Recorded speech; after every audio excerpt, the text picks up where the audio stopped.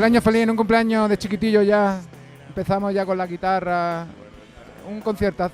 La niña de la válvula. Desde las 6 de la mañana, esperando que vieras. Y cuando por fin apareciste.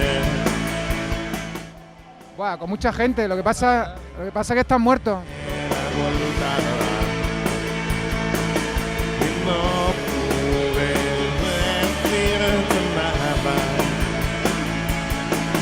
Después de horas de espera, tiene que haber alguna manera. Fuimos a salir a tocar y un espabila se llevó la guitarra. De que yo hablé contigo, quiera.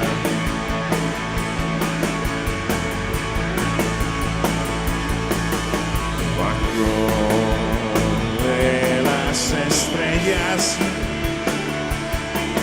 escondidos en la Una oscuridad. sala de mediana donde la música se oiga bien y la gente disfrute de un buen concierto. A solas con ella. Y no pude decirle la verdad. Que desde que nos conocimos no la he podido olvidar. Muy bien. Yo creo que ha quedado muy bien la canción. Todo lo que la vi. No he pensado en nadie más. Miro la luna que se refleja en sus ojos verdes. Cuarto creciente, porque quiero quedarme contigo siempre. Puedes pedirme. Sin duda, vinilo. Sí, eso.